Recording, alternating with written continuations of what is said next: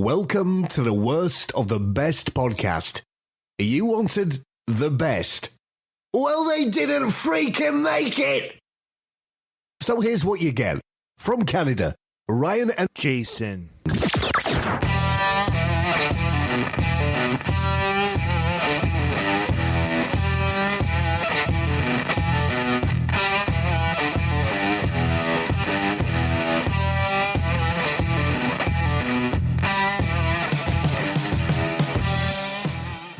Welcome to another episode of the Worst of the Best podcast. I'm your host, Ryan, and with me, returning back. He's back from his travels, back from abandoning the show. No, we're just kidding.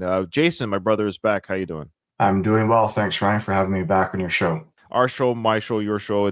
You're my primary co-host, but yes, when you're busy with life, what have you, and there's other people I've got to collaborate with, other great podcast hosts, and I appreciate those guests who came on. We had Trucker Andy, Carl, Annie, Christian, and Kaylee, and they were all great with different topics. And we're going to have a couple more guest hosts coming up. In fact, Jason, the time of this recording, my next recording was with an old friend of mine, also named Jason, who I used to work with in the military. We're covering an Iron Maiden album, so that's coming out. Oh, nice. Yeah, it's the Iron Maiden's 1983 Peace of Mind. It's incredible. It's actually an incredible album. It's an incredible band. Yeah. They really are an incredible band and highly talented. I'm listening to this album track after track, like, holy crap. And they were in their 20s. Bruce was 24. So the oldest member is like 29. He's the drummer. It's like, wow. That was 83, and they're still doing stuff. Yeah. Should have seen them in 83 when I could afford them. Yeah, the irony, the bands are in their prime when you can afford them, and now they're legacy acts. There's no shame in that, but, when you go for 50 years, you become a legacy act. So we also want to speak to Jason's microphone. Just before we went live, Jason, your microphone was, I guess, damaged. You couldn't get it to connect or something. Somehow the USB connection on the microphone got crushed. I have no idea how, and I cannot get the USB into it, so I am now having to buy a new microphone, and I did not know that until I turned on the computer. So apologize for the lack of a proper mic or a better sound, but that's what we're dealing with. And next show, I will have a better microphone. It is what it is. It's just life. But it's funny. I listen to other, podcasts, and whatever podcast is, let's say it's Smartless or Fly on the Wall. Let's say there's a couple that I kind of enjoy. They'll interview a celebrity. They'll have a celebrity on their show. And the celebrity who's like worth millions, they probably have done an interview before or seen them. But I'm always amazed about a celebrity who has millions of dollars who doesn't have a proper mic setup. So, Jason, you're in the same realm as some of these celebrities with millions of dollars who sound just like you. Right. Yes. It's like an hour and a half interview. Or some guy goes on to like a news network. You sound like you're in a tin can. You don't have a proper setup. Audio, I know as a podcast and a video, they always say audio is more important than the picture. I do feel bad that I'm dropping the ball on this, but it literally did not know my USB would not fit into my microphone. How, where, when that thing decided to break, I have no idea, because the USB should just fit. It will not fit. Blackout drunk one day, Jason, tore up your room, destroyed your room, like a rock star. All right, so the show must go on. We'll move forward. Today's an interesting topic. I think it's an interesting topic, Jay. We're going to talk about historical coincidences. People are like, what are you guys talking about? When we share the stories, you're going to be like, I can't believe this incident happened at the same time or the same date. And you'll understand as the stories go on. These things are so rare that it goes beyond being struck by lightning, winning the lottery. We'll just get right into it. The first story, Jay. Just being a twin or an identical twin on top of that is very rare. So, Jason, how many personal identical twins do you know? Yeah, I think of one maybe when I was in elementary school, Mark and Mike. There you go. Sure. I think they were identical. I can't even remember now at this point if they were or not. I just know there was twins. I have twins, and my wife actually has siblings that are twins, but they're both fraternal. They're not even identical. So the point I'm trying to say is just being a twin. So let alone knowing a twin set, being that identical twin is very rare. March 5th, 2002, so just 22 years ago in Finland, an eerie tragedy befell a pair of 70-year-old identical twins. So they were 70. They lived a semi-full life at least. Early that day, Jay, Kalevi, one of the twins, was cycling along a rural road when a truck struck him, killing him instantly. Okay, horrible. That's terrible. Truck hit him so hard and so fast that the 7-year-old man died. Fair enough. Just hours later, his brother Ramo was also cycling along the same road about a mile away when he too was fatally hit by a truck.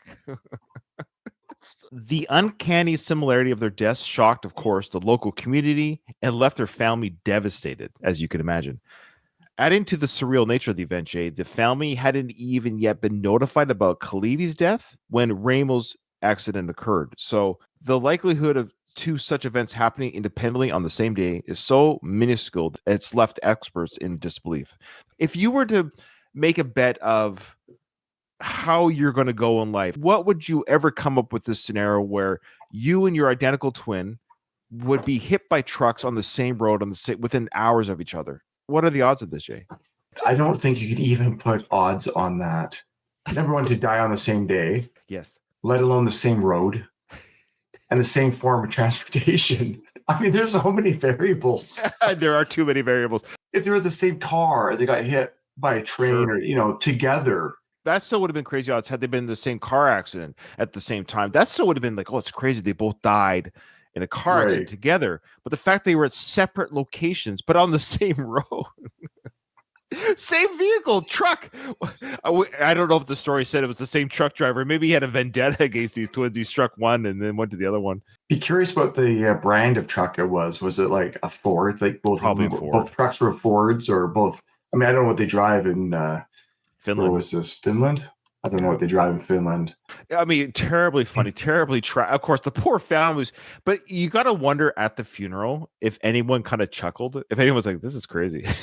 As tragic as it was, I wonder if there was dialogue, even at the funeral, what the odds are, too. Like if there's even a joke or maybe they had a sense of humor about it. Who knows? I don't know. Yeah. It's laugh or cry in these situations. Fortunately for us, we're not connected to them. So I guess we can have a little bit of a chuckle. But for the family, what a way to find out everything. Well, they're saying here that the family had yet to be notified of the one death when the other one happens. It was so close in time together that the one tragedy happened. Probably police were on the scene, investigation. They don't notify the next of kin until they kind of get everything. Like they don't just call right away. Hey, they want to make 100% sure that this is a good chance. Was it murder? Even to find the ID to confirm that the person that got hit is actually. Yeah. He's just riding his bike. How many people have their wallet when they're just going for a bike ride on them? He might not have had any ID on him. The family was wholly unaware. You can imagine they get a phone call, but then 3 hours later, they're going to get another phone call. This is what I'm getting at about the other twin. Insane story. Dude, they're 70. Yeah. So they kind of led a foolish. Yeah. Thankfully, they weren't 10-year-old twins. Let's just say that. They weren't kids. They were, had a semi-full life. For the worst pick, for me, what it's going to be, maybe the least mind-blowing. That's kind of what I'm going towards. Yeah. It doesn't have to be tragic. It's not going to be the one that's the most heartbreaking. It might just be the one that's like, maybe odds. The least amount of odds. Yeah. The one that has the least amount of odds. Okay. Big one to start with, Jay. You got the next one. I have to apologize. I do not know this actor, Josh Ryan Evans. Are you familiar with him, Ryan, at all? During our research, I did Google him. In the movie How the Grinch Stole Christmas with Jim Carrey, he played the young Grinch in school. Remember when he was getting teased and bullied in school? He was the child actor that played the young Grinch in that movie. Yes. He's also in a soap opera, Passions, which I'm not familiar with. I've never heard of that one before. But he died on August 5th, 2002 at the age of 20, so very young. Evans had achondroplasia, a rare condition that stunted his growth, giving him a childlike appearance despite his adulthood. The Webster actor type. Right, yeah. So on the same day, Passions aired an episode where his character, Timmy Lennox, tragically died. Evans charmed audiences with his performance, was undergoing critical heart surgery when he passed. The eerie coincidence of his real-life death, mirroring his character's fate on television, deeply saddened his fans and colleagues. He dies on the same day that his character dies in the TV show. This is what I mean. These quizzes, we're not laughing at of course he has family and friends. I mean, this was 22 years ago. Life has moved on, unfortunately. But actually, funny enough, same year that twins died was 2002 as well. Funny enough, both tragedies. Has that ever happened before? Where a character's death and the person playing that character died the same day? The character that he plays died on the TV episode aired, Thursday at 3 p.m. That same Thursday, the actor playing him. There's probably nurses in the hospital watching Passions in the break room when the actor is in the same hospital, dies. They probably got, for Josh Ryan Evans, Cold Blue, and like, no, it's just his character on TV. No, he's oh boy. These are mind-blowing historical coincidences. Okay, this one's fascinating. This one's a little less tragic per se, other than the fact that JFK was killed. Maybe this was tragic. This was November 22, of course, 1963. It's remembered as a day of mourning for multiple reasons. It was on this date that, yes, John F. K. was assassinated in Dallas, Texas by the American government. I mean, by the lone gunman. My apologies. Starting conspiracy theory here. A moment that shocked the world and led to widespread grief and conspiracy theories. Have we not done a JFK one yet? I almost feel like everyone just knows them now. Do we do one on that? We haven't done it. But I feel like everyone kind of knows the major ones. Just go watch JFK, the movie. I think I've said it before on this podcast, but JFK, directed by Oliver Stone, starring Kevin Costner. It was actually that film when I saw it in the theaters when I was young, 15, right? 14, whatever, young teen. I saw this movie in the theaters. It didn't even occur to me before then. I was naive. I admit, I was young, right, 14. Yeah. I was like, government never lies. Commercials tell the truth. I believed that. That was the world I lived. It didn't even occur to me. What, they altered Lee Harvey Oswald's picture? They photoshopped that and all this stuff, and the magic bullet theory. How can the bullet do 5 different directions? And I'm like, oh, the government can lie to us. It blew my mind. What do you mean by that, Ryan? Sorry, that was probably a bad example. However, Jason, on that same day, 2 literary giants also passed away on the same day. C.S. Lewis, author of the Chronicles of Narnia, and Aldous Huxley, best known for Brave New World. Both men were influential thinkers, shaping literature and philosophy in their own unique ways. So on the same day that JFK got shot and killed, C.S. Lewis died. That's a pretty big name. Both of them are big names. Yeah. Did you know somebody else died when Michael Jackson died? I'm sure when you tell me, I'll remember. I'd be surprised if anyone listening, about 10 listeners, if anyone is listening, I'll be surprised if everyone knows the name. But if I tell you the name, you'll know exactly who this person is. Michael Jackson died. I don't know the exact date, but we all know he died. Like when he died, everyone's like, oh my gosh, Michael Jackson's dead. Yeah. Farrah Fawcett died the same day. Isn't that crazy? But nobody talks about that. Yeah, no. Some people probably forget she's dead. I think I might be one of those. Has she really been dead that long? Yeah, she died when Michael died. Wow. So that's what I mean. So can you imagine that even back in 63? I wonder what the news rotation was like, because even then there was no bottom scrolling graphics. Right, the ticker tape. Yeah, so it would have been very kind of like, oh, and by the way, C.S. Lewis, beloved author, is also dead. Like it would have been really buried, because JFK, let's be honest, that was huge news. Of course. Okay, yeah, fascinating. So there you go. The same day, C.S. Lewis also passed away, and so did Aldous Huxley for Brave New World. Okay, Jay, you've got number 3. On March 12th, 1951, 2 mischievous characters named Dennis the Menace made their debut on opposite sides of the Atlantic. So we all know Dennis the Menace, that cartoon character. He had the slingshot. Yeah, of course. Hugged his neighbor. This comic named Dennis the Menace was released the same day on 2 sides of the world. Is that why we have pyramids around the world? Like there's just like competing cultures and we just don't. Oh, there's a pyramid in Mexico and there's pyramids that dot the earth, but there's no communication amongst these people, but they're all seen to be building pyramids. There's a lot of examples of this, and this is what's crazy about this. This is an example. Yes. There is something in the universe psyche where you just have 2 separate individuals coming up with the same thing, but not just that, Jay, released the same day. Yeah.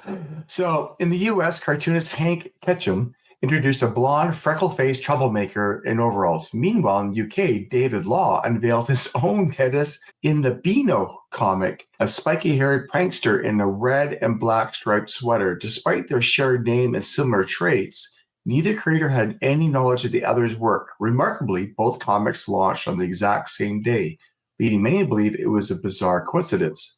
Over time, both versions of Dennis became cultural icons in their respective countries, representing different kinds of childhood mischief while remaining entirely unrelated in origin. Bizarre. So we got Hank and then David. So David in the UK and Hank in the US. Hank's like, I gotta think of a kid. He's a problem in the neighborhood. What rhymes with menace? That's probably what it was.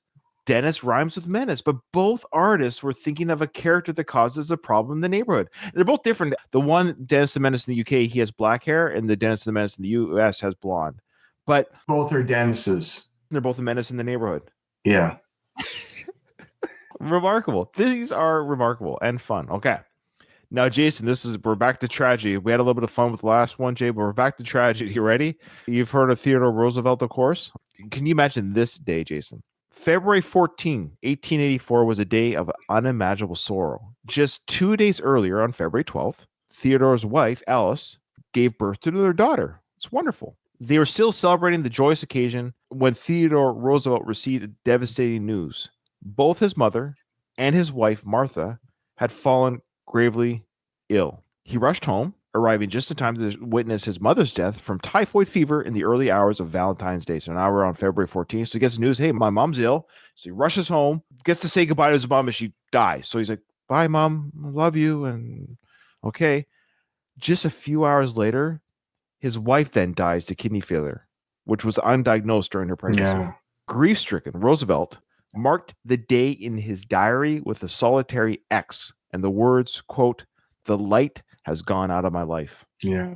Wow. So the mother that raised him and the woman that he chose to spend his life with dead. And on Valentine's Day. Can you imagine? February 14th, like of all the days. So this double loss profoundly shaped Roosevelt's life, pushing him to seek solace in the wilderness and eventually fueling his legendary political career. So this happened before his big career in politics. So wasn't he called like a teddy bear in his own right? Wasn't that his nickname? Teddy? The reason they bring up the wilderness stuff is he did the national parks, and conservation was a big part of his legacy, I suppose. So he spent time in the military. He died at the age of 60, which is so, I know it's probably old back then, maybe, but it's just so young now. That is young. Even from back then, that's young. He did remarry, of course, and he ended up having 6 kids altogether. So he was president of the United States from 1901 to 1989. So he was president 7 years later. Wow. To his credit, he has this big tragedy, remarries, becomes president of the country. That's amazing, eh? Yeah. Impressive. He died at what year, Ryan? 1909. He died while he was in office. I did not know that. Because, he was in office of 01 to 09. And he died. Oh, sorry, my bad. He died in 1919. Sorry, he died 10 years out of office. My bad. And at the age of 60. I read the 1 and the 9 wrong. Okay. All right. Good for him. Obviously, a horrible, horrible day, if you can imagine that happened on that day. And if you look at the pictures online, he's a handsome feller, actually. Look at some of his older pictures. Mm-hmm. Yeah, he's a strapping young man. Good for him. He was a cattler. He was a woodsman. Wow. They don't make men like that anymore, do they, Jay? Not like that. There's not many around. No. I'm not one of them. So, all right, Jay, number 6, I believe we're already at number 6. Yeah. On January 1st, 2016, European copyright law brought 2 profoundly different works into the public domain. Anne Frank's The Diary of a Young Girl and Adolf Hitler's Mein Kampf. Frank's diary offers a deeply moving account of her life in hiding from the Nazis, providing a personal perspective on the horrors of the Holocaust. In stark contrast, Mein Kampf lays out Hitler's hateful ideology, which led to the very atrocities Frank documented. Both authors died in 1945, marking 2016 as the year the works became freely available. The simultaneous release sparked debate as some feared the spread of Hitler's dangerous ideas, while others emphasized the need to remember history's darkest moments through Frank's words. The juxtaposition of these 2 works underscores the stark differences between victim and oppressor during one of history's most harrowing times. They died the same year, too. So that's what a weird thing, too, that they both died same year.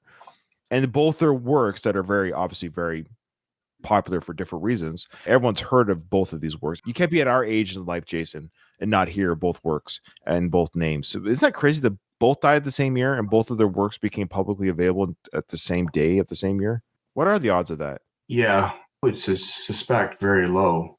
In such opposite ends of the spectrum, like they say, oppressor and victim.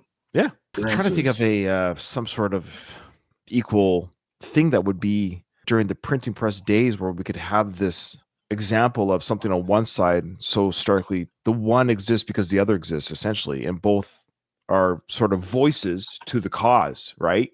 Both are voices to the journey of the people going through this, to the person who created it, right? So you have these 2 voices. Yeah, do you burn every copy of Hitler's book? No. It's a historical record of the individual, Do we burn records of Genghis Khan or other people who terrorize large portions of the world? I mean, it's not like you could put the genie back in the bottle after things have occurred. Yeah. We don't pretend history doesn't happen. It's either, does that really help? No, of course not.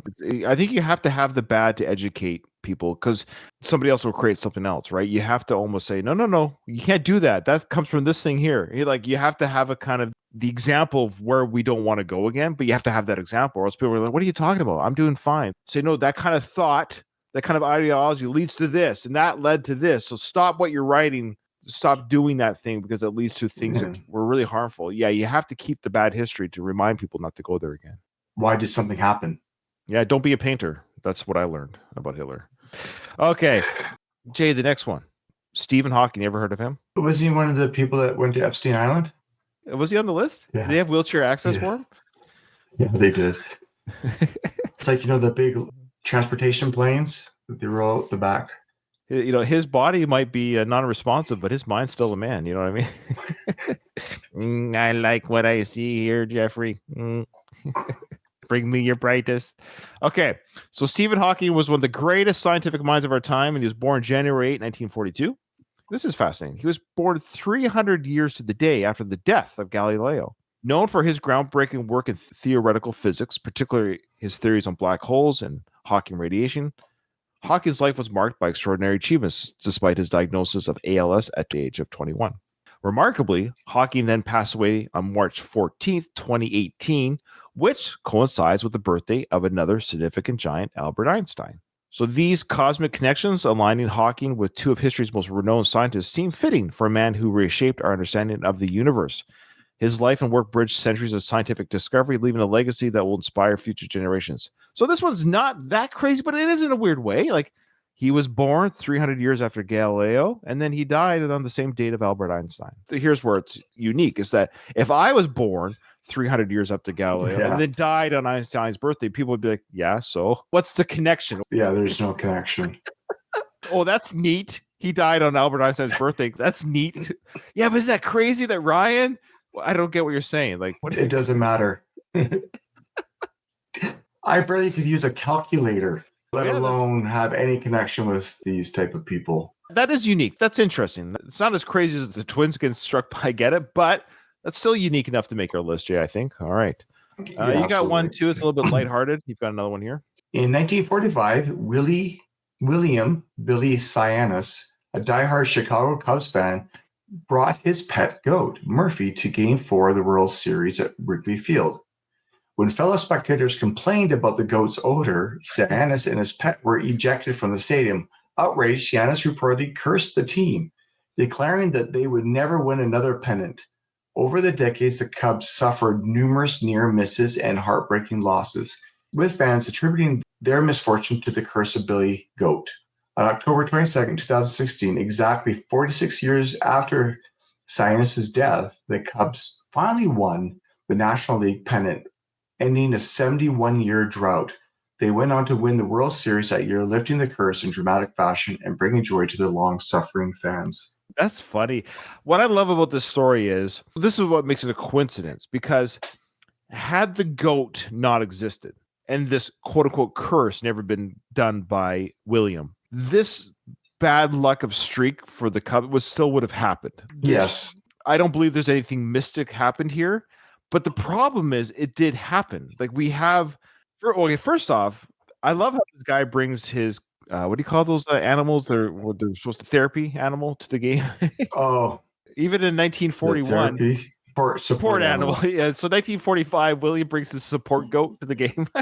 I kind of wonder what was the deal with his goat. Is he bringing his date to the game? Like, did he have to buy a seat for the goat? And what year was that he did this? 45. I mean, you would think by 1945, you wouldn't bring those type of animals around. They did let him in with the goat, but it was a weird time still, Jay. Yes, you had the automobile, but still, like, telephones weren't even common necessarily. It was that weird time between farm and industrial kind of mixing together. So, and that's the year that Anne Frank and Hitler died, 1945. Oh wow, what a year!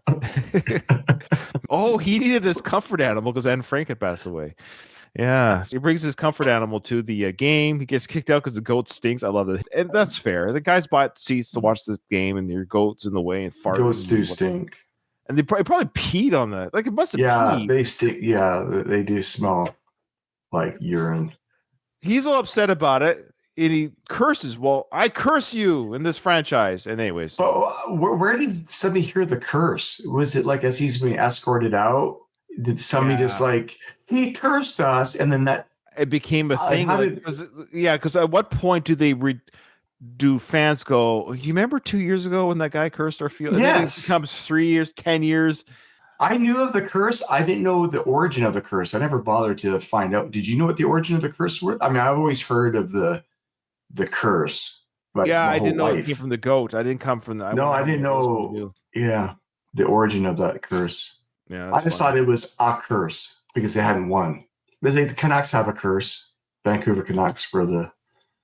Oh, I know. I almost feel bad for them. They've had a couple. They've been to the finals twice, I think. Well, I know with Boston. Yeah. I think aren't they like one of the longest running teams to have not won? They're getting there. I think even the Vegas Knights have a cup now. They've been. Oh, that's gonna sting the GMs of Vancouver. You got the Vegas Knights are in for 5 years or 4 to 5 years, and they have a cup already. Like they can sit on that for 30 years, man. Yeah. I am with my cup win of 1993, and I don't care. I'll go to the grave knowing that I was there when Montreal hoisted the cup. I know it's in my memory banks. I was old enough to appreciate it, understand it. Yeah, I'm happy. Okay, the next one, Jay, is the this one's interesting. We're going back in time again. Another presidential stuff here. July 4th, 1826. Thomas Jefferson and John Adams. Now, this I did not know. This is crazy. Two of America's most influential founding fathers shared a complex relationship, moving from collaboration to rivalry and back to friendship, kind of like Biden and Trump. Boy, Biden sure was happy. I've never seen him so happy. Why was he so happy? So now back to John Adams and Thomas Jefferson. So both were central to drafting the Declaration of Independence, of course, in 1776, and their political careers were often intertwined. Well, 50 years after that declaration, remarkably, both men died, Jason, on July 4th. What a day to die on. They died on July 4th. Isn't that weird? And the same day, exactly 50 years after the signing, they both died the same declaration. Day. But what are those odds? Can you think about this document? Probably the most. Is there a document that's more famous than this document in the world? I don't know of one. We don't even have the original Bible. We don't have the original manuscript. This thing actually exists. Like you can look at this thing. It actually exists. I think there's a few of them. I'm not sure if there's an original, and maybe people will know, but I think they did it a couple times. National Treasure, I think, was one of the films. They had to, had to steal it. I don't know.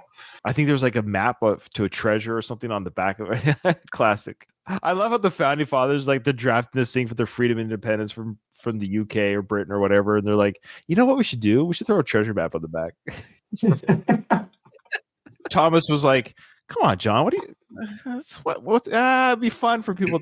Let's throw in a couple of like pyramids and eyes. Let's just F people over a little bit. Let's get them talking. That's like the greatest prank. Can you imagine the people that made the $1 bill through the pyramid with the old CNI just to mess with your heads 100 years later? They have no idea about the Illuminati, like nothing. Complete coincidence that has anything to do with. Or they know it does. Or maybe. Or they know, but they know that America has nothing to do with that. Yeah, they could just say, would this be funny? Just put a Masonic symbol. It means we don't care, but I'm just making artwork for this bill. Like throw out some Masonic symbology on there. Anyways, okay. So, Jay, this is crazy. They both died the same day, 50 years later, after they both created and signed that document. That's crazy. This is what John Adams' final words. They were, Thomas Jefferson survives. So here's John Adams like, that's crazy. This guy beat me. But not only were those very poignant that he was saying that, because he was unaware that Thomas Jefferson had passed away just hours earlier. So he thought his buddy. That's unbelievable. Yeah. He thought Thomas beat him or lived longer, but unbeknownst to him, because, word didn't travel back then the way it does today. There's no Twitter or updates or, who knows? It could have been, even if they're just 50 miles apart, it takes time to get word to somebody.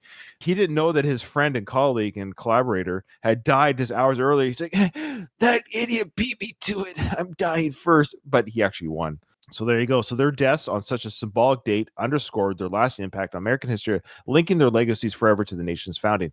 Jason, this is something I until we did our research. I did not know that I had no these idea. two people had died. Not only had they died together on the same day who drafted this declaration, but they died on July 4th. It's all crazy to me. It's all crazy. And one referenced the other. Yeah. Yeah. Can you imagine? It's like, oh, wait, we wanted to tell you that. Oh, okay. All right. No, you're wrong. You actually lived longer than Jefferson. Yeah. Jay, you have the last one, another presidential one. Okay. On August 28th, 1963, Martin Luther King delivered his iconic I Have a Dream speech during the March on Washington. This powerful plea for racial equality became a cornerstone of the civil rights movement. Exactly 45 years later, on August 28th, 2008, Barack Obama accepted the Democratic nomination for president, making history as the first Black nominee of a major U.S. political party. The symbolism of these two events was not lost on the nation. Civil rights leaders, including Congressman John Lewis, who had marched alongside King, viewed Obama's nomination as a monumental step toward realizing King's dream. The date serves as a powerful reminder of the progress made and the work still needed to achieve true equality. Obviously, a very powerful one. This was not really funny. It's just good. Just good stuff. Obama was an interesting president. I mean, I'm not going to obviously get political. We try to stay away from politics on the show, obviously, because we have, both sides of the aisle listen to our show, and we're an entertainment show too. But that being said, yeah, Obama, I'll say this about Obama. Like, I didn't always agree with everything he said or did. I'm a Canadian anyway, so it doesn't even matter. But I always say this about him. He looked like a president. He talked like a president. I'm talking like this. The way he spoke and the way he acted, he was in shape. He was vibrant. He had a family. And, he's the first Black president, too. It's pretty crazy. All these things were just like, wow, this guy, he seems like he knows what he's doing. Now, I don't know if he knows what he's doing. I don't know enough to even speak one way or the other. But at least the appearance is, if you were like an alien race coming down to look at the presidents of the world at the time, or leaders of the world, you saw this guy running the country, not knowing what the policies are, just the way he acts. He acted presidential. I don't know. That's just my feelings on it. He just seemed to act like a president. Yeah, in front of the cameras, he definitely acted presidential. That's what I mean. If you're just watching what you see. But anyways, Obama, interesting character. But I mean, as a country trying to heal from the racial inequality that many have experienced, that seems to be a huge step forward in showing that maybe that page has turned on history, at least a little bit. All right. That being said, Jason, let's pick what we think is the worst. And I kind of feel bad that we kind of have even number 10, because that's my pick, is Brock's, because nothing against him, but this was a manufactured coincidence. And I think even during our research, I was having a hard time finding the 10th coincidence, because we like to have a number 10. So I have to admit, maybe this one wasn't the best one. I almost went just to 9 and keeping this one out. So I will have a second pick, because this one, it was more manufactured. I think it's great. I think that I like how they put it together. The I Have a Dream speech, and then 45 years later, he's accepted as a Democratic nomination. It's very symbolic, very poignant. I get it. This is a big moment in American history and politics. Again, it doesn't matter what side of the aisle you're on. This is still very big, the idea that we have our first Black president, or they have their first Black president. So all that being said, it was kind of manufactured. That's why I agree. Number one with the pick. And I also would suggest that it's not a coincidence. It was designed to happen that way.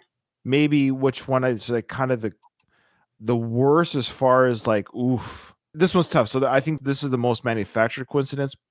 But I think for worst pick as far as tragic, if you want to go, because there's a lot of tragic ones, I have to say Theodore Roosevelt, because he's the survivor. Like the twins dying is pretty crazy. Yes, they're survived by their family. I get that, but my heart broke for Roosevelt. I didn't know this story till the research. So the fact that he lost his mother and wife, the mother of his young child, all within a couple hours of each other, and his words, "The light has gone out of my life," in his diary. Boy, my heart broke for Roosevelt. So again, for the most tragic coincidence, I'm gonna have to go with Roosevelt.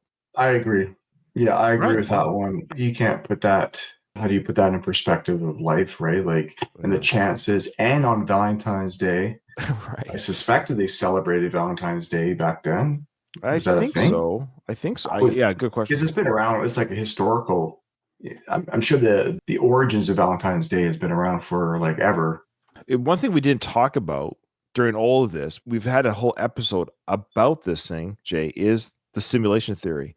And when you get stuff like this kind of stuff happening, where these crazy coincidences are like this, you almost got to wonder, like, is life a simulation? Meaning, is this a bug in the system? These odds are so astronomical, and these are ones we even just know about. There's probably things that aren't from famous people, so to speak, but on top of it, they are famous people. So that's what even makes it more odd, or even more mind-blowing. Well, but if you string enough lives along a long enough timeline, right, things that we would think of as coincidental, or like, it's probably not as mind-blowing, I guess. Like, sure. 8 billion lives, each averaging about 75 years long. Right. That's a lot of millions and billions of life years. There's going to be these weird anomalies that we'll be experiencing. Just over a long enough timeline, things like this are going to happen, right? Yeah. Well, this was a fun episode. I think that was good. I mean, not fun. Some of these stories were tragic, but just the idea of how crazy these dates and incidents were. This was a fun one to research and put together. I hope everyone enjoyed it. Remember, in front of every silver lining, there's a cloud. And today, for Ryan and Jason, we both agreed that the one coincidence was a little bit too manufactured for our liking. That was the Obama coincidence. But then the most tragic, of course, was Theodore Roosevelt.